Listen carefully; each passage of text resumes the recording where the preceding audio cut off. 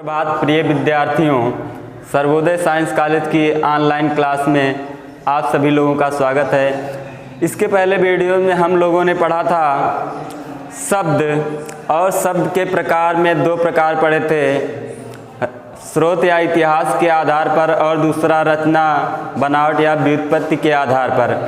उसके आगे दो भाग हैं, अर्थ के आधार पर और प्रयोग के आधार पर, जो आप लोगों को नहीं बताया जा रहा है। 6, 7, 8 क्लास के लिए इतना ही काफ़ी है। आज हम लोग पढ़ेंगे हिंदी व्याकरण में संज्ञा। संज्ञा किसे कहते हैं? संज्ञा का अर्थ होता है नाम। संज्ञा का अर्थ क्या होता है? नाम। विश्व में जितनी भी वस्तुएं हैं उनका कोई ना कोई नाम अवश्य है, जिसे हम क्या कहेंगे? संज्ञा। संज्ञा किसे कहते हैं? किसी वस्तु, व्यक्ति, स्थान अथवा भाव के नाम को संज्ञा कहते हैं। किसी वस्तु,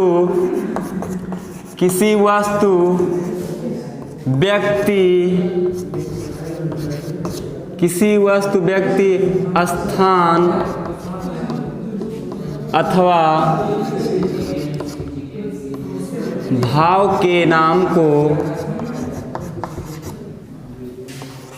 भाव के नाम को संज्ञा कहते हैं। ठीक?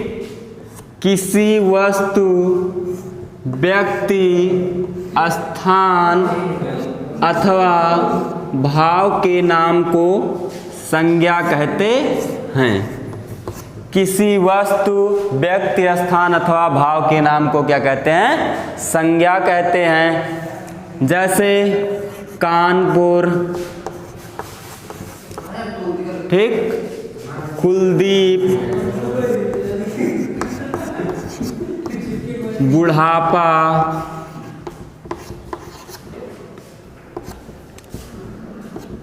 दिल्ली, ठीक, प्रयाग। किसी वस्तु, व्यक्ति, स्थान अथवा भाव के नाम को संज्ञा कहते हैं। जैसे कानपुर क्या है? स्थान का नाम है, व्यक्ति का नाम कुलदीप है, ठीक। बुढ़ापा क्या है? भाववाचक संज्ञा है। फिर दिल्ली है, स्थान का नाम है। प्रयाग स्थान का नाम है, ठीक।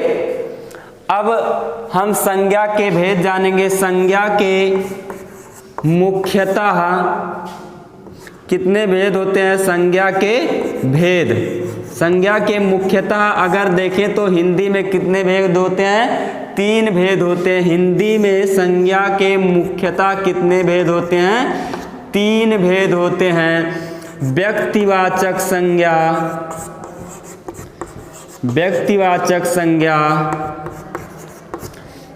दूसरा है जातिवाचक संज्ञा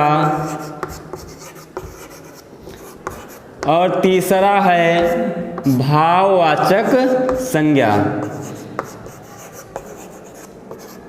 ठीक?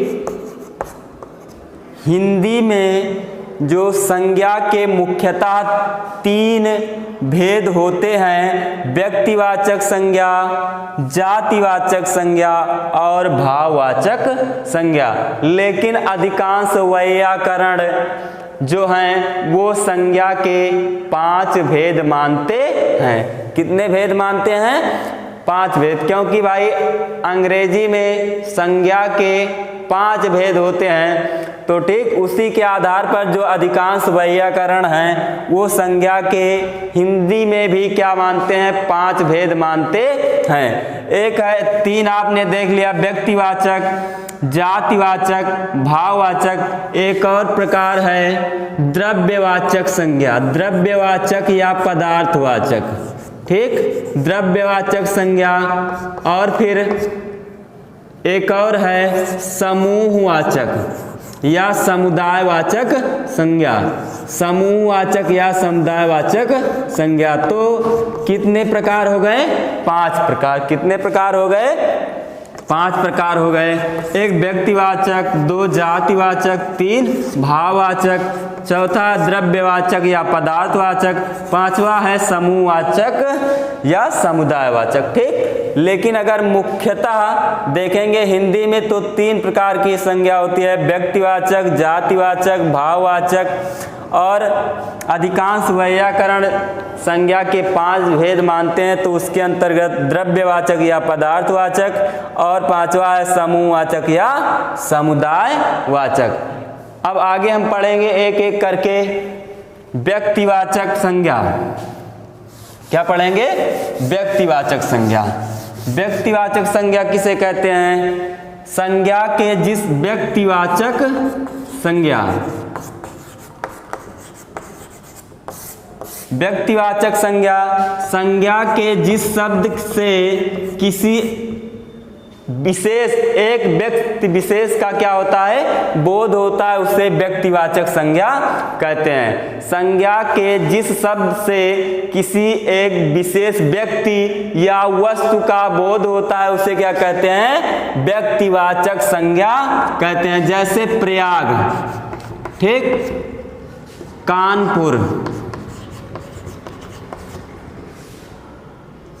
सोनू, ठीक। तो इसमें किस प्रयाग, सभी स्थानों को प्रयाग कह सकते हैं? नहीं कह सकते। सभी स्थान को कानपुर कह सकते हैं? नहीं कह सकते। सभी व्यक्तियों को सोनू कह सकते हैं? नहीं कह सकते। अर्थात कहने का तात्पर्य यह है कि संज्ञा के जिस शब्द से क्या हो, किसी एक विशेष व्यक्ति, वस्तु अथवा स्थान का क्या होता है? बोध होता है, उसे क्या कहते हैं? व्यक्तिवाचक संज्ञा कहते हैं। समझ में आ गया होगा। इसके बाद है आगे जातिवाचक संज्ञा। संज्ञा के जिस शब्द से किसी समस्त जाति का क्या होता है? किसी वस्तु या व्यक्ति के समस्त जाति का क्या होता है? बोध होता है, उसे क्या कहते हैं? जातिवाचक संज्ञा कहते हैं। क्या कहते हैं? जातिवाचक संज्ञा। संज्ञा के जिस शब्द से किसी व्यक्ति अथवा वस्तु के समस्त जाति का क्या होता है? बोध होता है, उसे जातिवाचक संज्ञा कहते हैं। जातिवाचक संज्ञा जैसे कह दी जाए पर्वत, ठीक, नदी, तो पर्वत में सभी पर्वत आ जाते हैं, नदियों में सभी नदियां आ जाती हैं। लेकिन अगर कह दिया जाए गंगा, तो भाई गंगा एक विशेष नदी का नाम है, तो उस किसके अंतर्गत आएगी? व्यक्तिवाचक संज्ञा के अंतर्गत आएगी। गंगा क्या सभी नदियों को कह सकते हैं? नहीं कह सकते, ठीक। तो गंगा क्या है? व्यक्तिवाचक संज्ञा है। लेकिन अगर नदी कह दिया जाए तो नदियों में सभी नदी आ जाती हैं। जैसे कह दिया जाए मनुष्य, तो मनुष्य में क्या होते हैं? जितने भी मनुष्य हैं, जितने भी क्या हैं, वो सभी आ जाते हैं। लेकिन अगर कह दिया जाए राम, तो राम क्या होगा? फिर भाई एक स्पेशल एक ही व्यक्ति का नाम है, ठीक है, मतलब सबका नाम नहीं हो सकता, मतलब पूरी जाति का। जैसे कह दिया जाए पुष्प, पुष्प में सभी आ जाते हैं, पुष्प में क्या होते हैं? सभी फूल आ जाते हैं। लेकिन अगर कह दिया जाए कमल, तो कमल सभी फूलों को कह सकते हैं? नहीं कह सकते, ठीक। ये सब क्या है? पर्वत, नदी, मनुष्य, ठीक है, पुष्प, ये सभी क्या हैं? जातिवाचक संज्ञा हैं। उसके बाद क्या है? भाववाचक। क्या है? भाववाचक संज्ञा। संज्ञा से जिस शब्द, संज्ञा के जिस शब्द से किसी भाव का क्या हो? बोध हो, उसे भाववाचक संज्ञा कहते हैं। जैसे क्या है? बुढ़ापा है, ठीक, बुढ़ापा, ठीक है, बचपन, ठीक है, नौकरी, ठीक। तो ये शब्द कौन से हैं? ये भाववाचक शब्द हैं। क्या हैं? भाववाचक संज्ञा के शब्द हैं, ठीक है। जिस शब्द के, जिस संज्ञा शब्द से किसी भाव का क्या होता है? बोध होता है, उसे भाववाचक संज्ञा कहते हैं। बुढ़ापा है, बचपन है, नौकरी है, ठीक है, लड़कपन है, तो इसमें क्या है? इन सब में भाववाचक संज्ञा होगी। फिर अगला है द्रव्यवाचक संज्ञा। द्रव्यवाचक संज्ञा किसे कहेंगे? संज्ञा के जिस शब्द से नाप तौल वाली वस्तु का क्या होता है, बोध होता है, उसे क्या कहते हैं, द्रव्यवाचक संज्ञा या पदार्थवाचक संज्ञा कहते हैं। जैसे तेल है, ठीक, पानी है, ठीक, ये सभी क्या है, या आप कह लीजिए दूध है, ठीक। तो ये क्या है, ये द्रव्यवाचक अथवा पदार्थवाचक संज्ञा के क्या हैं, उदाहरण हैं।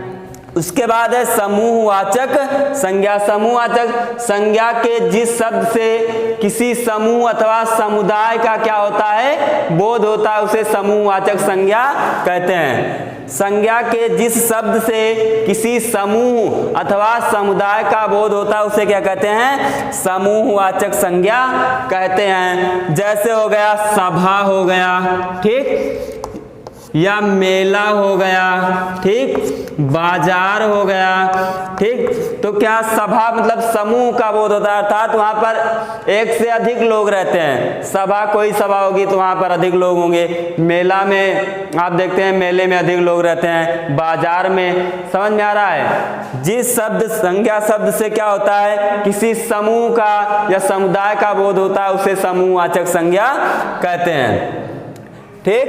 तो आप लोगों को एक उदाहरण दिया जा रहा है, आप इसमें बताएंगे कि कौन सी संज्ञा होगी, ठीक। रामायण में कौन सी संज्ञा होगी, सभी लोग कमेंट करके बताएंगे कि रामायण में कौन सी संज्ञा होगी, ठीक। या फिर आप बताएंगे कि गुलाब में कौन सी संज्ञा होगी। रामायण में, गुलाब में आप सभी लोग बताएंगे कि कौन सी संज्ञा होगी, ठीक। धन्यवाद। अगले वीडियो में हम पढ़ेंगे सर्वनाम।